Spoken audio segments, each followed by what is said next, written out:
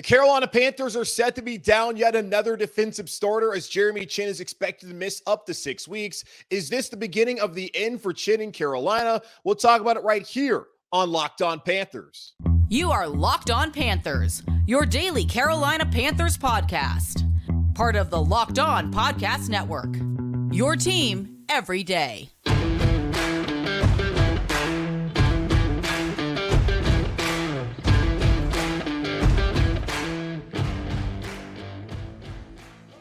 Welcome into another edition of the Locked On Panthers podcast, a part of the Locked On Podcast Network. I'm your host, as always, Julian Council, talking Carolina Panthers with you every Monday, Tuesday, Wednesday, Thursday, and Friday. Your team every day. That's our motto here on the Locked On Podcast Network. Subscribe or follow the show for free over on YouTube or wherever you listen to your favorite podcast. And be sure to follow me, Julian Council, on Twitter at Julian Council, where every Wednesday throughout the rest of the regular season, I'll be answering your weekly Wednesday mailbag questions, either at me or DM me over on Twitter at Julian Council to get your questions in for next week's edition of the weekly Wednesday mailbag right here on Locked On Panthers. No crossover Thursday today, but every crossover Thursday, which will be back next week ahead of the Texans game, is brought to you by Prize Picks. It's the easiest and most exciting way to play daily fantasy sports. Go to prizepicks.com/LockedOnNFL and use code all in lowercase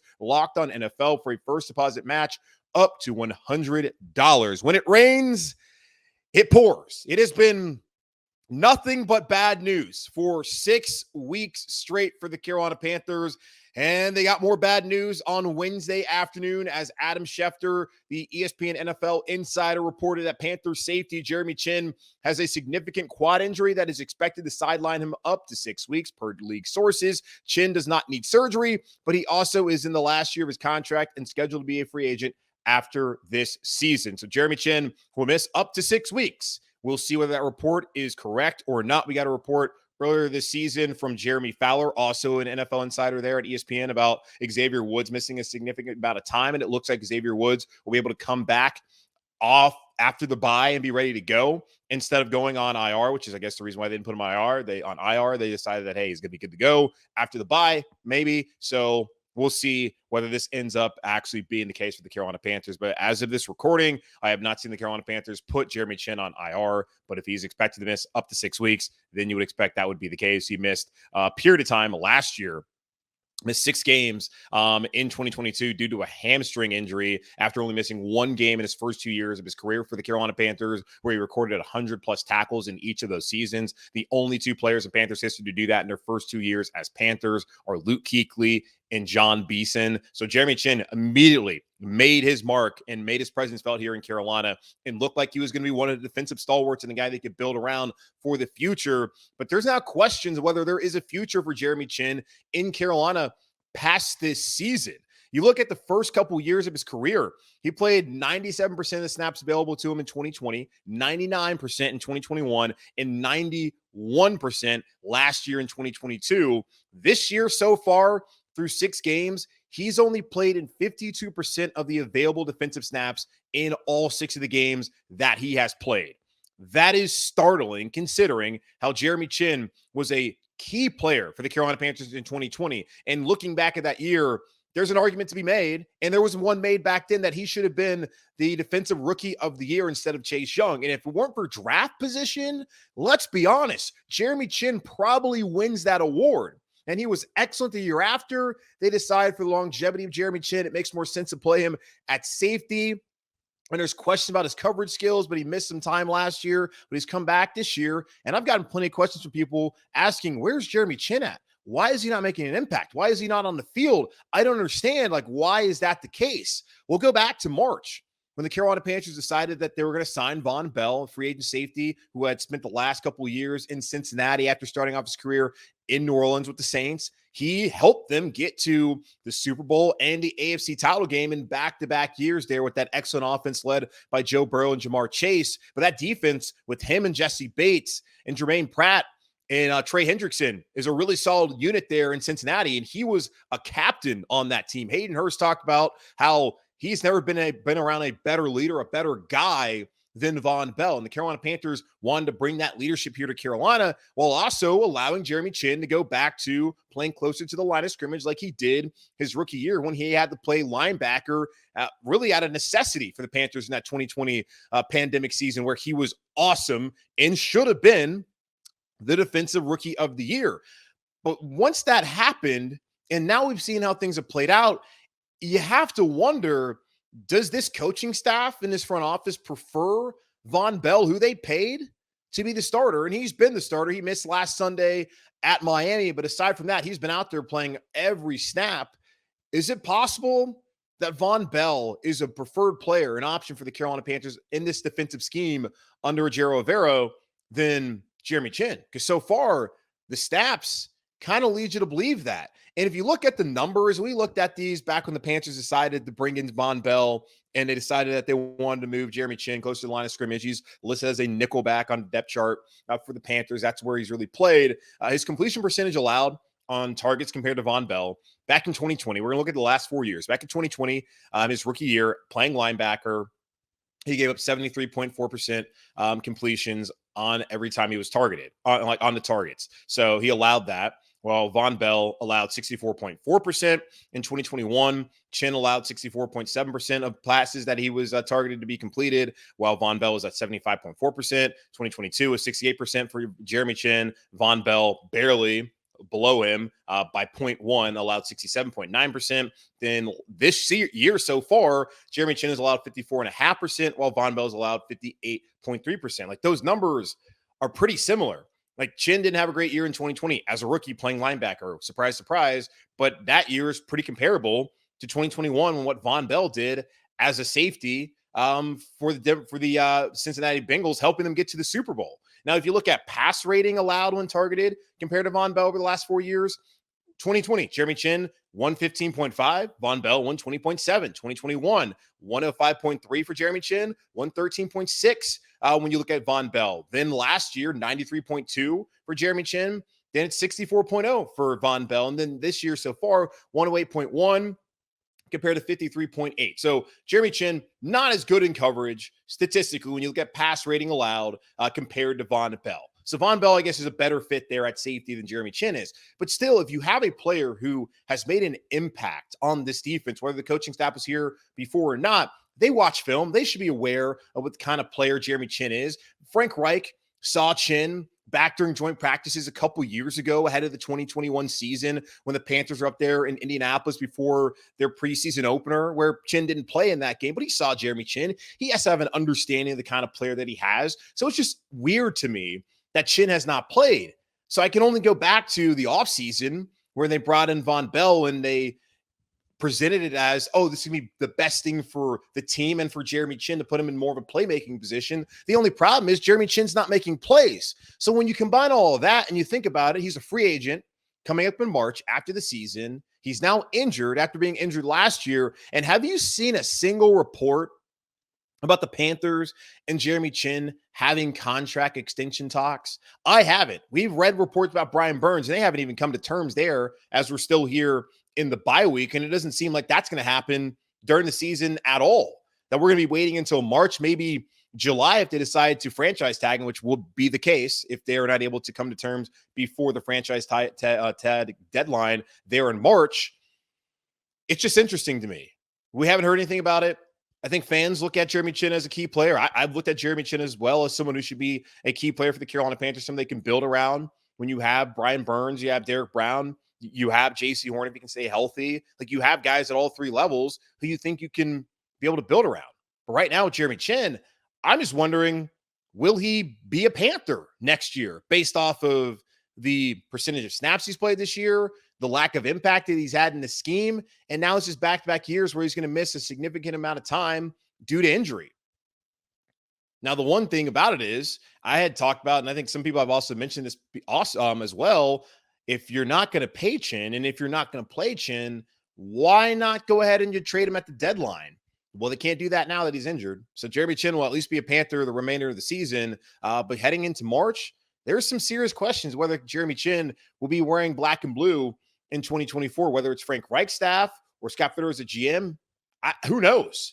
But it does not feel all that strong as far as the chances that Jeremy Chinn will be back here in Carolina next year. Now with this injury and the lack of impact that he's been able to make, the minimal impact he's been able to make so far this season here in Carolina. So Jeremy Chinn's not the only Panthers defensive player to get injured. Speaking of starters, there's been multiple, and the numbers because of those injuries have been just awful. We'll look at the impact that injuries have had on the Carolina Panthers defense here in just a moment on Locked On Panthers.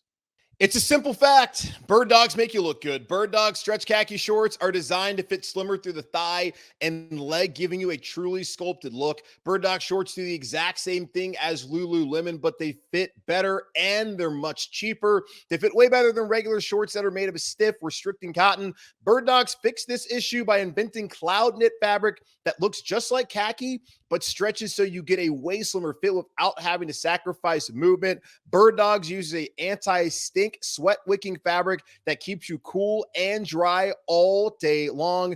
Bird Dogs are functional for any occasion, whether you're playing golf, going out on a date, having an evening out with your friends, by the pool, working out, lounging, or working from home, or even at work. Bird Dogs are the perfect shorts and pants for you. Go to birddogs.com/lockedonnfl or enter promo code LOCKEDONNFL at checkout for a free Bird Dogs water bottle with your order. That's birddogs.com/LOCKEDONNFL for a free water bottle at checkout. You won't want to take your Bird Dogs off, I promise you. The hits keep coming for the Carolina Panthers as they lose yet another defensive starter, as Jeremy Chinn is expected to miss up to 6 weeks with a significant quad injury, according to ESPN's Adam Schefter, the second year in a row that Chinn will miss at least 6 games. That report ends up being the case, as he missed 6 games last year with a hamstring injury before coming back in the latter part of the season. And there is some serious doubt of whether Jeremy Chinn will come back to Carolina next year. There have been no reports about contract talks. That does not mean there have not been contract extension talks. I just would have thought going to year 3, after being an excellent player for 2 years for the Carolina Panthers, being banged up the year prior, but still one of the key defensive players for the Panthers, you would have thought that maybe, just maybe, they'd want to lock up Jeremy Chinn instead of having him go into free agency potentially this March. But it looks like they're going to let him test the free agent waters, and we'll see if the Panthers are all that interested in bringing back Chinn after they signed Vonn Bell to a multi-year deal to effectively replace Jeremy Chinn there at safety and move Jeremy Chinn into what they called a more play-making role. That has not been the case through 6 weeks, and Jeremy Chinn will now be out up to 6 weeks and maybe even more, and this could be the final season for Chinn in Carolina. But Chinn being out is, of course, bad news for the Panthers overall, but especially the Panthers defensive unit that has struggled mightily through 6 weeks due to the injuries that they have suffered. We have not seen Marquise Haynes play a single game this season. I was asked on the weekly Wednesday mailbag yesterday whether it might make sense to send Justin Houston, a veteran, to a competitor to get some compensation there as the Carolina Panthers approach the deadline, of course, as the worst team in the NFL by record. I still don't think they're the worst team in the NFL, but I guess right now they are. But that would make sense for the Carolina Panthers to part ways with him. But they need to get Marquise Haynes back, not first, but you would like for it to happen pretty quickly after they decided to trade Justin Houston, if they do, in fact, trade Justin Houston or trade Brian Burns. Someone's got to rush the passer. They can't be completely bereft of pass rushing talent if they decide to part ways with Houston, who has not had much of an impact, and of course with Burns, who is their best pass rusher, their best player on this team right now. So we have not even seen Marquise Haynes because of a back injury that's really hampered him since late July when he got down to Spartanburg for training camp. So I'm not sure what kind of impact he would have when he comes back, but he has not played, and that has hurt the Carolina Panthers. And they've been fine getting after the passer. But on Sunday against the Dolphins, 1 quarterback hit on 32 and 31 dropbacks. That is unacceptable for that to ever happen in a game at this level with a team that has a multi-time Pro Bowler in Brian Burns and other guys that are clearly capable of getting after the passer. So Jeremy Chinn expected to miss up to 6 weeks. Marquise Haynes has missed all 6 games they've played so far. There's been no update on him and when he would return. Vonn Bell missed on Sunday due to a quad injury. It doesn't appear to be that serious. They haven't said anything about it. So we'll see if he's ready to go next Sunday against the Texans. So, missed last Sunday, gets all this week. It's next week. So he's got a couple of weeks really to get ready and be ready to go. Xavier Woods, who hurt his hamstring there in Seattle in the first half, he has missed the last 3 games. The Panthers opted to not put him on IR, despite the reports from Jeremy Fowler of ESPN.com that he was going to miss. I think it was like the 4 or 6 week timetable. They decided not to do that because they have the bye week. Now they felt like it wasn't necessary, that he could be available after the bye. That was something that was reported by Darren Gant of Panthers.com earlier this week, but he's missed the last 3 games. Shaq Thompson, who broke his leg in that Monday night game during week 2, he has missed the last 4 games, and he will miss, the last 15 games of the season, because that is a season-ending injury. And Jaycee Horn, who went out right before halftime with the hamstring injury in Atlanta, he has missed the last 5 games. He is meeting with a doctor this week, and that will allow the Carolina Panthers to then look forward to what the next steps are for his eventual hopeful return. And there's questions of, should he return at all? I think that he needs to return, considering the Panthers need to make a decision come May on whether to exercise his 5th-year option. And if he does not play this season, then, well, of course they can't do that. But for Jaycee Horn, I would want to play. I would want to prove, hey, I am a good player when healthy. I can stay healthy for the remainder of the season. I can help this team win games. But even with that, it's a tough sell. Considering the amount of time that he's missed, I feel like the hay is already in the barn there. The Carolina Panthers cannot take that kind of financial risk and exercise his 5th-year option when the time comes. That's some key players on the defense that I've missed time. Both, and I even missed Donte Jackson. He missed the game as well with I believe it was a shoulder. So Donte has missed time. Jaycee has missed time. Shaq Thompson is out for the rest of the season. Xavier Woods has missed time. Vonn Bell, Haynes, now Jeremy Chinn is going to miss time. We've seen Frankie Louvu go out with injuries in the middle of games. Brian Burns, Derek Brown, they've both been on the injury report. Not just football. Everybody at some point in time is going to be on the injury report, whether they miss time or not. That is always what's most important. But availability has been real difficult for the Carolina Panthers to find so far for some of their key defensive players this season. And what has that led to? Well, it's led the Panthers to give up the 2nd most points in the NFL. Through 6 weeks, they've given up 186 points. You divide that by 6, and that is 31 points per game. Just awful. Denver's the only team that's worse, and it's interesting because Denver had Ejiro Evero last year. Now, I'm not putting this on Ejiro Evero. Like that's kind of a link to it. But let's be honest, we just up with the injuries. Like, that's why it is. But just looking at the numbers, man, opponents have scored on 43.5% of their drives against the Panthers defense this season. That's the 5th worst in the NFL. Their 5.7 yards per play allowed is tied for 5th most in the NFL. They allow the 5th most rushing yards per attempt at 4.9. They've given up the 2nd most first downs at 50. Only 7.2% of the defensive series have ended in an offensive turnover by their opponents so far this season. That's 5th worst in the NFL. You watch on Sunday and you can just see it. A defense that had plenty of promise entering the year is now just completely devastated by injuries. And who knows? Will Horn, I imagine he'll be back here next year, but will we see Donte Jackson next year? Will Shaq Thompson come back next season? Xavier Woods, imagine, would return. Vonn Bell as well because of his contract. Haynes, is he back in Carolina? Jeremy Chinn, like, there's a lot of questions to be asked about this defense. And we're seeing the replacement level guys that are backups are not good enough. So the Panthers, it's not just that they need to potentially bring in new defensive starters, just get these guys back healthy. They need to go out and find some better depth on this defense. Because so far, when the Sam Franklins, who I think have played well, but you have guys like DiCaprio, Boodle, they've had to sign to the roster. The guys like Deshaun Jameson, who have been called up and have been starters. When you see Matthias Farley get called off of the practice squad, like, that's the kind of issues that they've had. Some of the guys that they've had to bring up from the secondary practice squad, whether they're off somebody else's roster or not, they have struggled. So the Panthers need to find some better depth. And that's a thing that a lot of NFL teams are also trying to do. But for the Panthers, especially on defense and on offense as well, they need way more depth than they have, because they lose one starter, it's already a massive drop-off. But when they lose this many, it is just a critical hit for the entire defensive unit. So that's just a look at the numbers so far through the first 6 weeks of the season and what kind of impact injuries have had on the Carolina Panthers defensive unit so far this year.